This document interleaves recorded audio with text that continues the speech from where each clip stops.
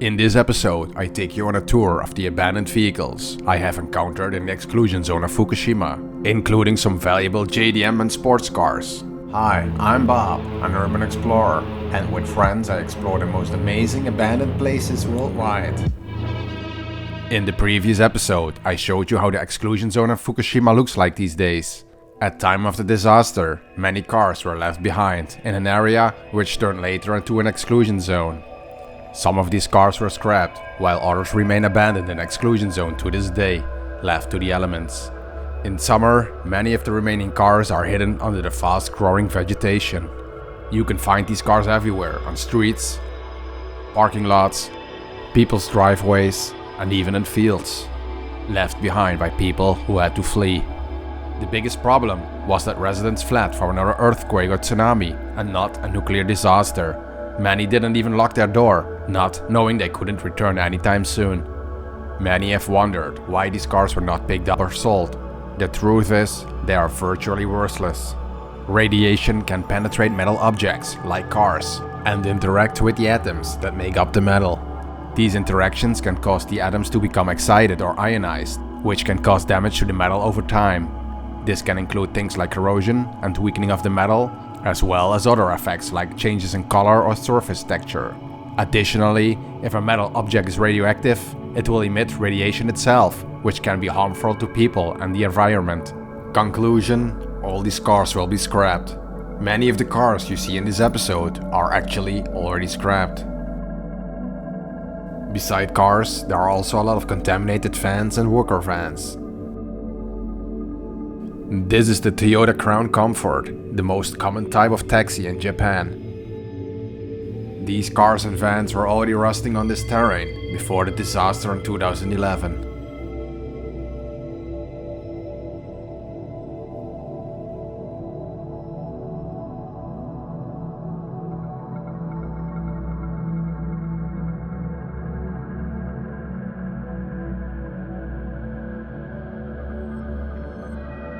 Here's another example of how quickly these cars get overgrown.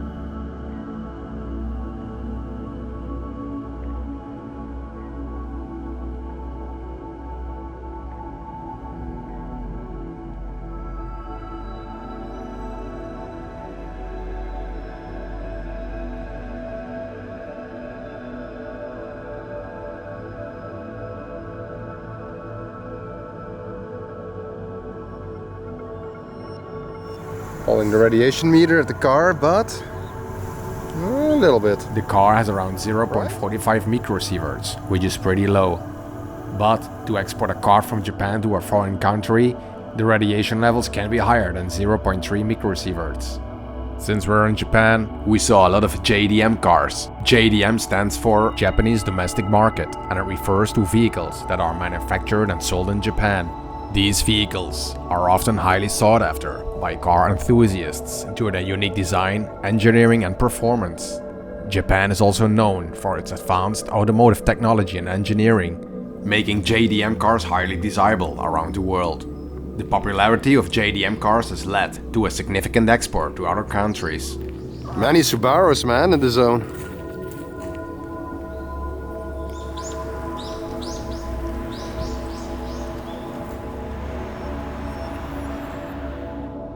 Here are a Skyline and a 300ZX, located on one of the main roads in Namie.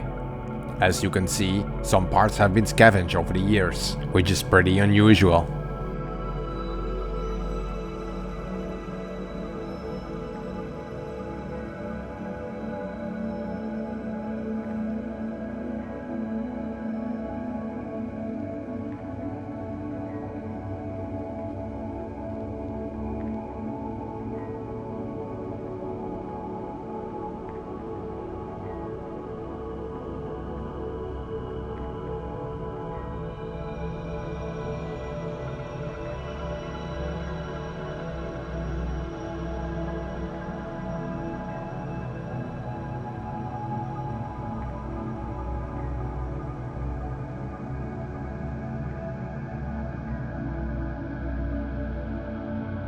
Besides GDM cars, we also came across imported European and American cars.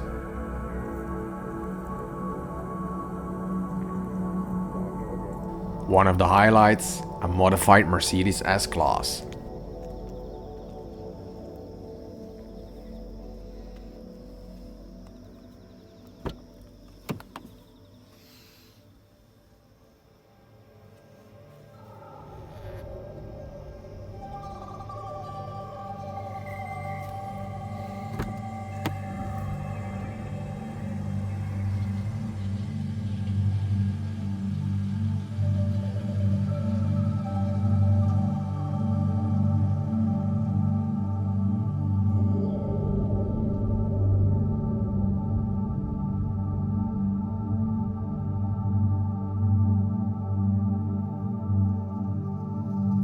And another highlight, or sad side, a Porsche 911 Carrera 4 model 964.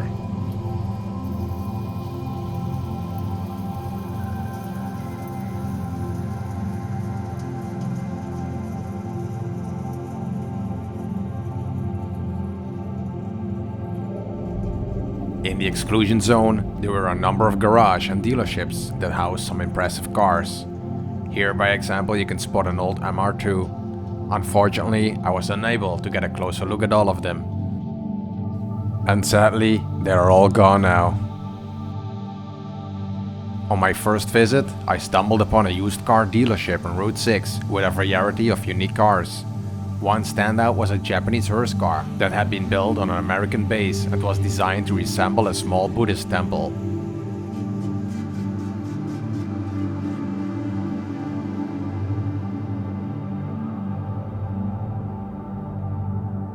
Additionally, there were many American cars, including a 1962 Chevrolet Impala SS, a Cadillac, a Jaguar, and much more.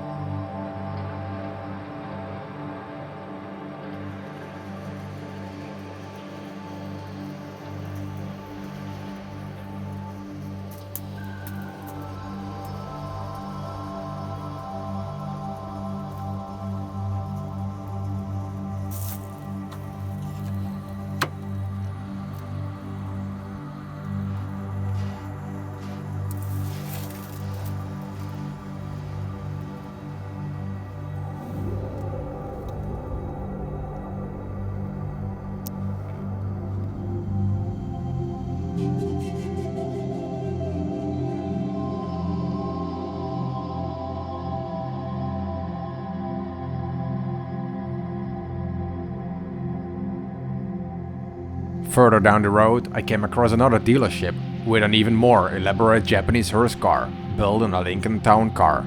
Sadly, before I could shoot any footage, the police arrived.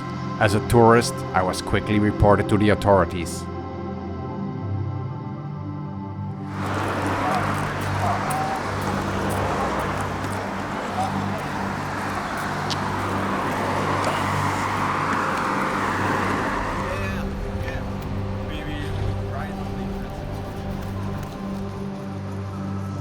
For our latest trip, I did some research and found this larger car dump. These cars ended up here following the disaster. They were likely gathered from nearby parking lots in the area and used this location as a temporary storage before being scrapped. Some of the cars have been here for years, while others were more recently placed here. Due to the difficulty of leaving the car unnoticed, we had to explore this place as quickly as possible. Enjoy the footage.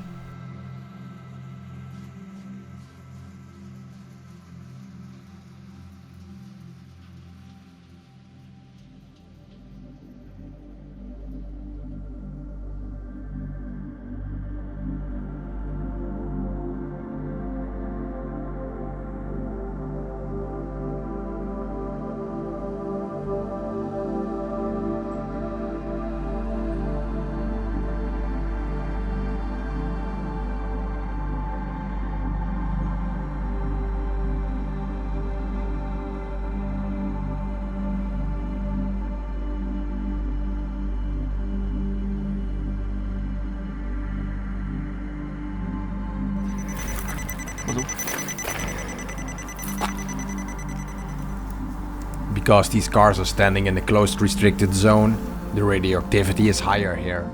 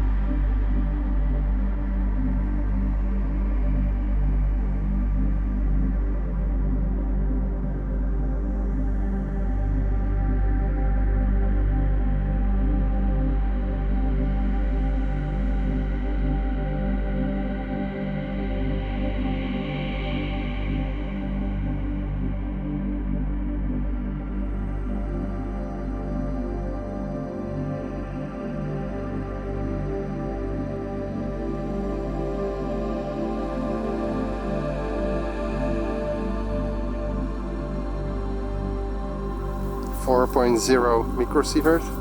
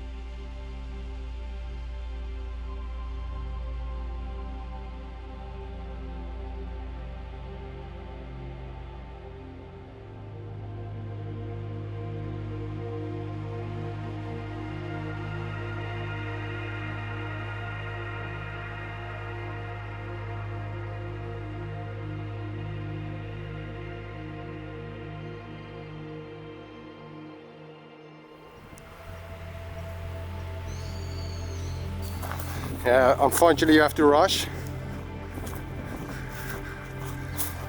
Nice Sirocco.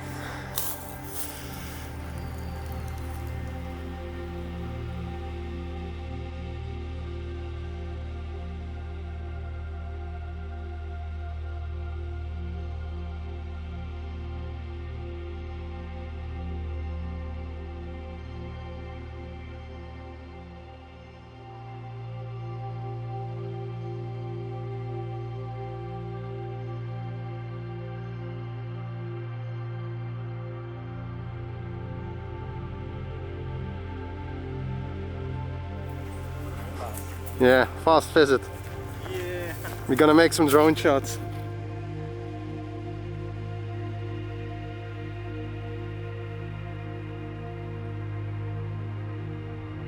I also found another car dump. It is uncertain whether these cars arrived here as a result of the disaster or not. They were placed here between November 2009 and March 2011. Due to the long hike required through the highly radioactive woods in the red zone, which would have taken a significant amount of time, I chose not to venture there myself, but made these drone shots. But, if there's enough demand, I go back and try to get there.